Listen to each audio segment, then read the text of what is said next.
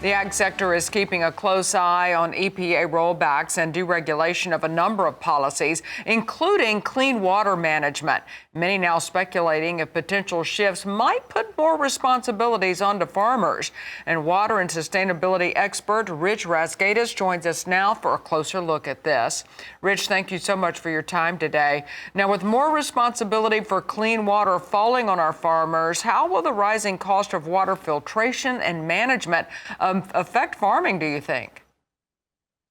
Well, you ultimately are going to see an increase in farmer responsibility with these EPA rollbacks. And I'll just give you one example. It's estimated that anywhere between $500 and $1,500 is the economic burden per acre in order to use something like reverse osmosis to clean up the water that's going into the farmland. So these rollbacks and some of the concessions around the EPA regulations around things like PFAS or nitrates do have an impact to farmers. And if left unresolved, farmers are the ones dealing with that economic burden to solve that problem, which is a big problem in and of itself.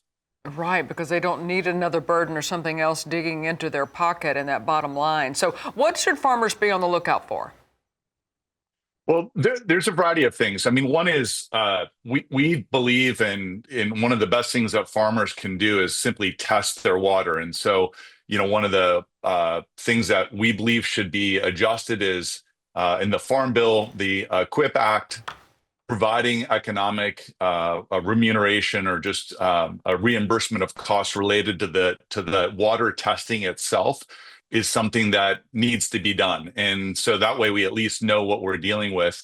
Other things though that we need to do is that we need to be able to provide subsidies or provide economic payment to those farmers that are responsible for cleaning up that drinking water or their agricultural use water, so that they're not the ones suffering the effects of that. And so, one of the things that we should be looking out for are bills as well as, and that could be in the equip bill, or it could be kind of the polluters pay model, which is ensuring that we drive the economic responsibility to those people that are responsible for the pollution so that that burden does not fall on the farmers that we rely on. So are you looking at that through policy or funding, or what support should be available for our farmers if that burden falls on them? Well, there's a couple of things. One of them certainly is policy. And so, one of the issues that we have in the United States today is that there are over 50,000 chemicals in use in the United States. And there are fewer than 100 that are regulated by the Safe Drinking Water Act. And so, when we roll back EPA regulations, when we do not provide for proper protocols and testing and products before they actually get in use in the United States, then we suffer the effects of that. And one of the constituents, one of the groups of people that suffer the greatest amount of effects are farmers for that reason.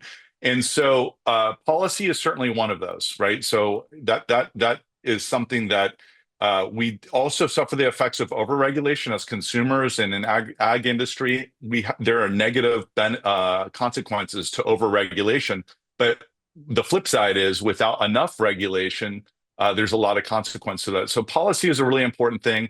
And then I think ultimately driving change through advocacy and decision making and collective bargaining, in effect, is another way that we can force this change in throughout the entire ecosystem. That is good information. That's Flowwater co-founder and CEO Rich Razgaitis. Thank you so much for your time today.